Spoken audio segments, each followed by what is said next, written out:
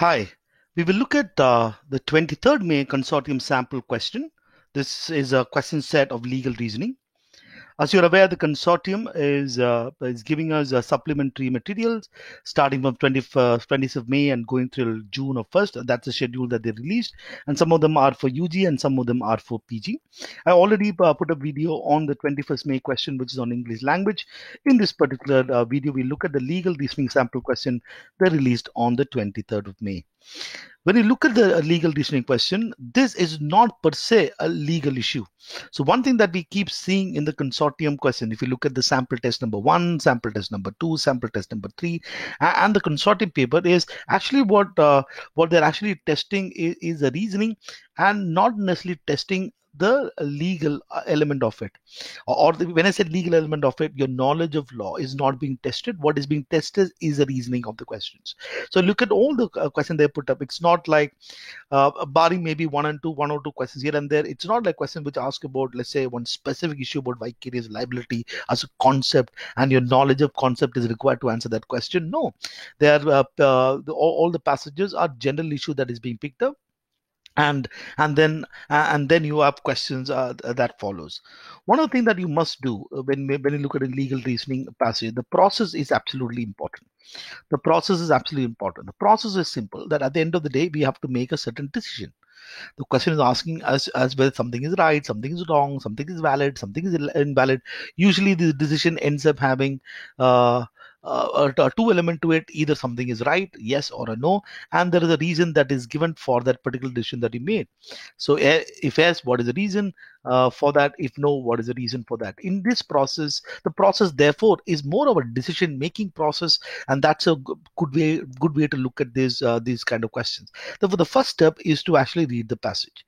And there are a lot of people who would probably think that reading a passage first may not be important, because I have to look at the question, because the question is asking something specific things related to the passage. But that is not the right way to do it. The best way to do it is actually read the passage first. When we read the passage first, we have to look at those sentences which are actually giving some sort of a principle. Another way to look at it is some sort of a criteria to help us figure out what the decision is. Once we understand the criteria to help us the decision, make a note of that. Since CLAT is a paper-based test, you can probably underline it, circle it, understand the key principle and criteria that is mentioned in the passage, and then when you follow and look at the facts that is given in the question, you have to ascertain what are the things which is relevant. For you to make the decision, what is relevant, what are the relevant facts, what are irrelevant facts. So look at the relevant facts, apply to the criteria, and then make a decision. And in your mind you have to anticipate an answer. In your mind you have to anticipate an answer before actually looking at the answer choices. Just anticipate an answer in the sense that you are basically in your mind figuring out what is the reason, what is your decision, is it a yes or a no, and what is the reason that you believe would substantiate, justifies your decision that you made. And then you look at the answer choices. I'm sure that things would be very easy. Let's look at this particular passage here. So let's look at this particular passage here and see what is a kind of principle and the criteria that I need to look at. Let's have a read. It says a student of mathematics in Delhi University can now choose to simultaneously pursue any other degree course, say English literature from IGNOU or any other institution. So that's the kind of a start. So we have to first at this point in time ascertain whether it is actually specifically about Delhi University, or is like an introductory paragraph just hooking us into the whole discussion. So we'll keep this in mind. Let's move to the second paragraph. It says, in a move to improve their career prospects, the University Grants Commission, the UGC, has approved a proposal to allow students to pursue two degree programs at the same time. Now, this is important. We had the discussion about allowing students to pursue two degree programs at the same time. We had discussion about two degree program, and that would be something that is crucial, ladies and gentlemen, to understand. We are looking at two degree program, not three, not four, not five, but two degree program. One of the degree has to, whenever I say has to, we are looking at something that I'm going to call here, something that I'm going to call here, which are necessary condition, something that is necessary for that particular thing. So let's have a look at what those necessary condition are. So in your mind, you're actually thinking that, so we are looking at a case where somebody can pursue two degree programs. Uh, That's what the discussion is about. And let's look at what are those necessary conditions. What are necessary conditions of necessary condition to pursue that particular program? So it says one of the degree has to be regular. So one of the degree must be regular. That's a necessary condition. Must be regular, and that is explained here. So that's what it is. That is not distance or online. So one of the degree regular, that is explained. This is not something that is distance or not something that is online. So this is it one of the necessary condition. And the other has a choice of either. Okay, so there are two choices, but still a necessary condition, either in distance learning or in online mode. So the second necessary condition is that for the first program has to be regular, other is online or distance learning. So obviously from here we can gather infer that two cannot be regular. uh, uh, that's what we can understand, that cannot have two program cannot be regular. That's something that we can understand from here. And then there is a pivot that is being made here, however. So there is some exceptions to this particular rule. However, this does not mean that a student can enroll in a master's or doctorate or any other advanced program before completing their undergraduate degree. So now that is another piece of information that is given to us. That piece of information is a fact that is a fact that another criteria is the fact that you cannot have a degree plus a master's program or a doctorate program or an advanced program. Okay, so if you not completed degree, so let's say it's a not completed degree, let's put it that way, not completed degree, this whole thing is actually something that is not allowed. So you cannot have a not a complete program. Here I can understand what a master's program is, I can understand what a doctorate program is. I really don't know at this point in time what would be or other advanced program. So I'm still talking about the fact that we cannot enroll into other degree programs. So if you cannot have a master's degree or a doctorate degree or an advanced degree program before you actually complete the undergraduate degree. And then it says no, so that's one more condition. And then you have another criteria that is given here: a student can pursue two degree programs in different streams. So there is a different streams allowed. So what is allowed here? So this is something that is allowed for the student pursue something that is allowed. What is allowed? I think one of the things that is allowed is the fact that they can actually pursue in two different streams. Different streams is allowed. So if I'm an engineer, I can actually pursue one in medicine, for example. Two different series allowed, and as well as from different institutions. Different institutions allowed is not necessary that it can be a same institution. Different institutions are allowed. A different institution allowed. They may also offer the same institution provided it offers multiple modes of learning. Same institution is also allowed. So all the institution does not matter. The course does not matter. Okay, let me just put it here. Same institution, same institution. The course does not matter. So long as this key criteria, this necessary condition, which is here, is kind of adhered to. So when we leave this, so let's look at the last paragraph as well. As per the UGC, since there's a minimum attendance criteria attached to the regular degree program, the second degree has to be through the distance learning online mode. So this particular thing is giving a reason or justification by the UGC for this one, because there's a minimum attendance criteria that is there in the regular program. So you cannot in that sense take to regular program. That's a reasoning that they have given. So when you leave this particular passage, what you need to understand is that I need to get a grip of these principles. If I get the grip of these basic principle of a necessary condition being given, which is it has one has to be regular, other has to be online or distance. You cannot, if you have not completed the degree, then you cannot look at masters, doctorate or advanced degree programs, and then certain things are allowed, and that is good enough. In most of the cases, what happens, you really don't have to come back to the passage. You can actually, so once you ingrain these kind of principle in your head, and these are not very difficult principle, these are simple principles here, something that you and I can understand. In some cases maybe you will probably will have to come back and refer to it, and that's a good idea. One thing that you do is to look at write some sort of a note here. That's a good way to look at it. If I have to write some sort of a note here or underline this thing, so you're looking at first case is 2 degree program. Okay, that's one important thing. One has to, so just one of the degree has to be in a regular mode. That is one condition. And other has to either, so let's say put about either distance learning and online mode, and the other has to be either distance mode and mode. And then you say, okay, however, there's a however condition that is here. This does not mean that the students can enroll in masters, does does not mean. So let's not understand that can enroll in master's degree or other program before completing their degree. So you have these key area where you can say that this is my principal sounding words, so to speak. That kind of helps us to look at it, and then you continue to read. The students can pursue, and so then you have another case with what is allowed. You can just mark that like that. Can, so if you look at can pursue is an important word. Two degree from different streams allowed, different institutions allowed, same institution allowed, provided this condition is actually satisfied. So that's a simple way to look at it, look at the whole thing, and that helps us to answer the question pretty easily. Let's start with question number one. So when you have looking at all these facts that has been given here, what is important for me to understand? Which are the facts that get triggered? Which are the facts that is important for me to make the decision?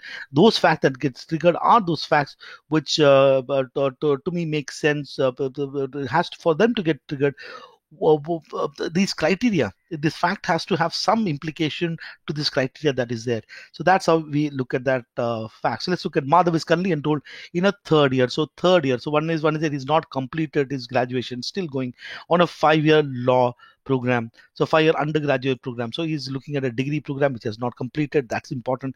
He wishes to work in the field of corporate laws after his graduate and decides to add to his credential. This piece of sentence is actually not relevant to the whole thing. Okay, that's what he wishes is irrelevant. Madhav therefore enrolls in two. So obviously you say that there is an issue that is here which talks about two separate certificate program. Now you look at this word certificate program. You look at this. What does a principal talks anything about a certificate program? This talks about advanced program, talks about a master's program. This talks about this is the principle. This is the principle that got triggered here: master's, doctorate, any other advanced program. You cannot look at a certificate program as an advanced program, right? Something that is meant to do post graduation. That's not the case. So obviously there is no problem here. So it's immediately you're saying that there is no problem. That's what you already made up your mind. So there's no problem. One provided by, so there's nothing of this thing is getting triggered. So this merely talks about online or distance. So there is nothing is talked about certificate program. So one provided by the Institute of Chartered Accountants of India and ICAI, one provided by Institute of Company Secretaries of India, ICISI, and decides he will complete these simultaneously with the law degree. There is no problem. When the registrar of Madhav's NLU comes to hear of this, he tells Madhav he cannot pursue. Obviously you said that registrar, you've got it wrong. So this is actually wrong. He cannot pursue. He obviously can pursue because this is a certificate program. All the three programs silently, and then he must cancel the program. Is the registrar correct? Already we made a decision. No, and in our mind we already made up a mind because it is a certificate program and not an online program. So you see, you just have to eliminate the yeses. Then you look at the no, and then you see this one. Since the programs provided by ICAI are certificate programs and not degree program, and that will be the exact answer choice. And B, no, since there is no limit to the number of degree programs the students can enroll, that is incorrect. There is a limit. So the reasoning there is wrong because there is a limit which says that the limit is 2. So this anyway is incorrect. So answer choice in this case is D. Not a difficult question in that sense. Let's look at the next one again. So we'll look at what the relevant facts are. When Madhav's NLU classmate Sarala hears about it, hears about Madhav having enrolled in additional programs apart from the 5-year law program, she too decides to gain additional qualifications so as to boost her job project capability. That's what he enrolls in a bachelor's degree of commerce. Now, obviously, the necessary condition gets triggered, which is the fact that one of the degree has to be a regular, and other degree has to be in distance learning mode. So you have that this particular thing gets triggered. We have to look at whether this is online or not, online or distance learning. If it is online or distance learning, there is no problem. If it is not online or distance learning, there is going to be a problem. Okay, let's look at what it says.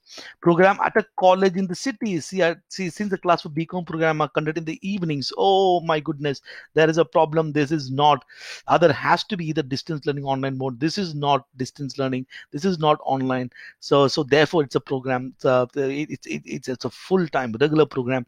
It doesn't matter whether it's evening. It doesn't matter whether it's morning. That is not distance learning. Distance learning is like you're sitting at home and through a correspondence course. Online, you're sitting at home and listening to the lectures online. She's actually going to the program. So Sarala cannot do it. So whatever she does is it's a no. We already made the decision in our head. Sarala feels confident about being able to attend her NLU class in the morning, and irrelevant piece of information that is there. Sarala feels confident. Nothing is going to change. Her justification is irrelevant because she failed to satisfy a necessary condition.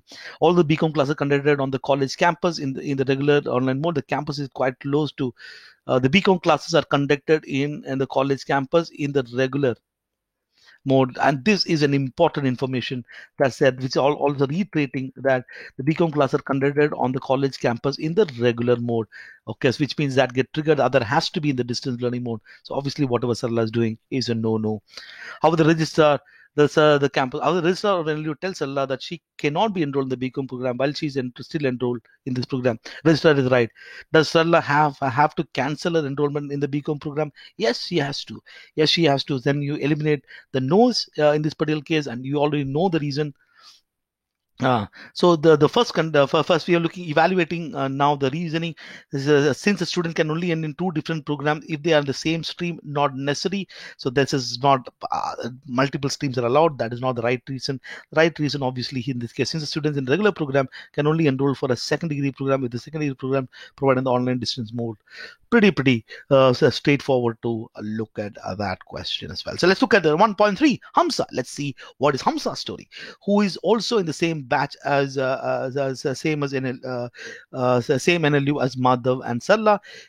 Decides she too must enhance her employability, and she should decide in a master's. Oh my goodness, that's a problem that is there. She cannot. However, does not mean that a student can enroll in the master's or doctoral program before completing undergraduate degree. That get triggered. So I'm saying whatever Hamza is saying, I have to say no to her because of this particular reason. That is actually good enough for us to answer the question. Yet please do read the rest of the thing, because the question we have to look at who is wrong. Hamza is wrong. Registrar may be right. So you have to ensure that such silly mistake we don't do. Okay, so the question is especially asking, the question is very important. Is the registrar wrong is what is asked. Is Hamza wrong is not what is asked. Okay, the registrar NLU who has decided to keep a close eye on the students in Madhav's batch by now decide that this cannot be allowed. He therefore tells Hamza that she cannot enroll for the MCL program until she completes a 5-year degree. Is the registrar wrong? No, he's not wrong. Hamza wrong? Yes, Hamza is wrong. Registrar wrong? No. So therefore, this yes can be eliminated. This yes can be eliminated. We are looking at the no's, and then we're looking at the reason. The students can enroll only in a second degree program if it is provided by another institution, not necessarily. That the same institution can provide it multiple modes of learning. That's not the issue. The issue is, of course, answer choice number C. Since Hamza cannot enroll in the MCL until she completes an undergraduate degree program, that, ladies and gentlemen, is the right answer choice. Let's look at 1.4. We have Komalika's case. Komalika is in the same batch as Madhav, Sarla, and Hamza at the NLU. She is still doing undergraduate, still studying the undergraduate program. She's not completed the program. She has a wide variety of interests. In addition to her law studies, she decides to study physics. No issues. We can offer two different streams. There is no problem. Physics is fine. So the study physics, you're okay with that, so long as the criteria is satisfied, which is the case that whatever you're doing physics must be something that is online or distance. She enrolls in an online bachelor's program. Online, so that's fine. So one is regular, other is online. There is no problem, Komalika. I'm going to say yes to you. What you say, there is nothing wrong with what you're saying. When Sarala hears about this, so now you're looking at whose angle. So this is very important to read the second part as well, right? When Sarala hears about this, she brings it to the attention of the registrar and argues that Komalika should not be allowed. Sarala is saying Komalika should not be allowed. Is Sarala wrong? Yeah. Is Salah correct? Salah is not correct. Salah's reasoning is not correct. Komalika's reasoning is fine. To enroll the physics program, since that's no relation to our law studies, and Komalika enrolled in the physics program violates the UGC rule. It's an important things to look at. Is Salah correct? Salah is not correct. Komalika is correct. There is no problem.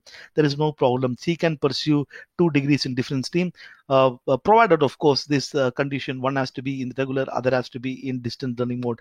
That's the only condition. Is Salah correct? No, we are looking at a no. So therefore, we can eliminate all the yeses in this particular case and evaluate the no's. And since Komalika can since Komalika alone can decide whether her interest lies. That is not what the principle says. From nothing about students' perspective is not given. Obviously, it has to be B. Since the UGC rule does do not place any restriction on what stream the second program a student wishes to enroll for relates to. That is absolutely the right answer choice. Let's look at 1.5. Let's look at what the story is.